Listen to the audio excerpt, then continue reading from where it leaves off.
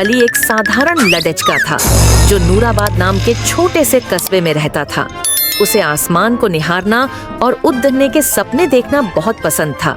हर दिन स्कूल के बाद वह अपनी छत पर लेट जाता और बदलते हुए बादलों को देखता, कल्पना करता कि वह ऊंचे आसमान में चीलों के साथ उड़च रहा है और हवाई जहाजों से रेस कर रहा है। वह कार्डबोर्ड और स्ट्रॉ से छोटे छोटे ग्लाइडर बनाता और खेतों में दौड़ ढता हुआ अपनी बाहें फैलाकर खुद को एक पंखों वाले सुपर हीरो की तरह महसूस करता।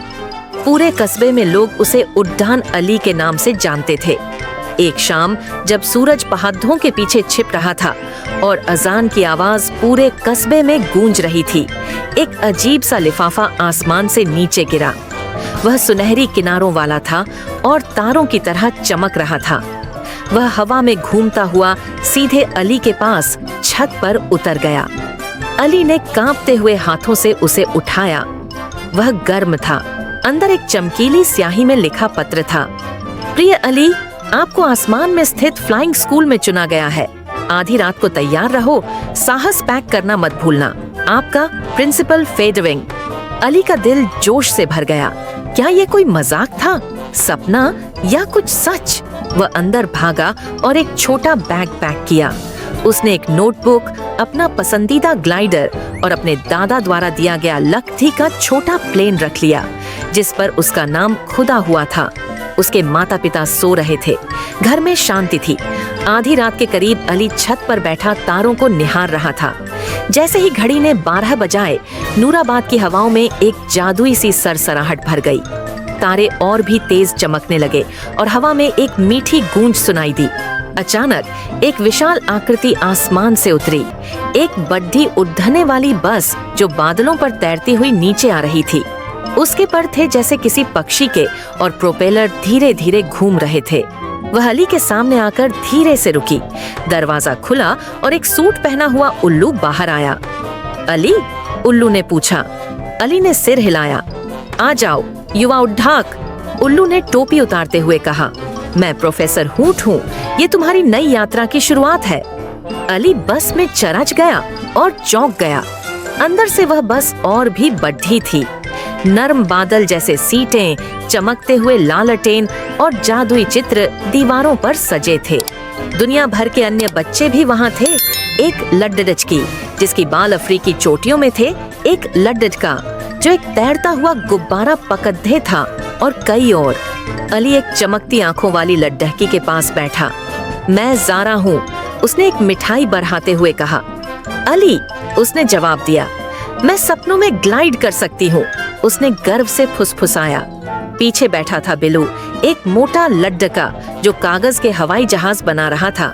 मेरे जहाज रॉकेट जैसे उड़ते हैं, उसने कहा। बस ने एक जोरदार झटके के साथ आसमान की ओर उड़ान भरी। तारे उनके चारों ओर चमक रहे थे और एक धूमकेतु हाथ हिलाते हुए पास से गुजरा। अली अपनी आंखों पर विश्वास नहीं कर पा रहा था। क्या यह सब सच था? बस बादलों, रोशनी की नदियों और तैरते हुए पहाड़ों के ऊपर से गुजरती रही। कुछ समय बाद वह एक चमकते हुए टापू की ओर नीचे उतरने लगी। जैसे ही छात्र बस से उतरे, संगीत हवा में गूंजने लगा। तैरते हुए लालटेन उनका स्वागत कर रहे थे। टोपी पहने पक्षी बैनर लिए उड़च रहे थे, जिन पर लिखा था, स्वागत है उड्ढाको। अली चारों ओर देखता रह गया। उनके डॉर्म बादलों के आकार के थे। डाइनिंग हॉल में खाना खुद प्लेट तक तैर कर आता था। लेकिन सबसे मजेदार थे उनके क्लासेस। मिस क्लाउडविंग एक सुंदर फ्लेमिंगो उड्डन तकनीक पर हाती थीं। संतुलन, ध्यान और हवा पर भरोसा वह घूमते हुए समझाती थीं। मिस्टर थंडरबीक एक सख्त तोता तूफान में दिशा पढ़ाते थे। आसमान तुम्हारा दोस्त है, लेकिन तूफान तुम्हारी हिम्मत का इम्तिहान लेते हैं। शुरू में अली को मुश्किलें हुईं। उसका विंग सूट घूम जाता, वह कपास के पेड्ढों से टकराता और एक बार तो कपड्ढे की रस्सियों में उलझ गया। चिंता मत करो, ज़ारा ने उसे उठाते हुए कहा। बिलू ने उसे अपना खास कागज का जहाज दिया। देखो ये कैसे ग्लाइड करता है, तुम भी सीख जाओगे। दिन ब दिन अली में सुधार हुआ। वह मेहनत करता, क्लास के बाद भी अभ्यास करता और धीरे धीरे वह ग्लाइड करने, फिर उड़ा देने और फिर डाइव और स्पिन करने लगा। उनके पास मजेदार क्लासेस भी थे। क्लाउड सर्फिंग, जादुई बोर्ड्स पर हवा की लहरों की सवारी, विंड राइडिंग, तेज धाराओं को पकड़ दे बेचना, एरियल एक्रोबैटिक्स, लूप, स्पाइरल और आसमान में लिखावट। अली को अब लगने लगा कि वह सच में जी रहा है, वह अब यहाँ का हिस्सा था। अगर आपको हमारी कार्टून कहानी पसंद आई हो तो हमारे चैनल को सब्सक्राइब करें और बेल आइकन को दबाएं ताकि हर आने वाली कार्टून कहानी सबसे पहले आप तक पहुंच सके। थैंक्स।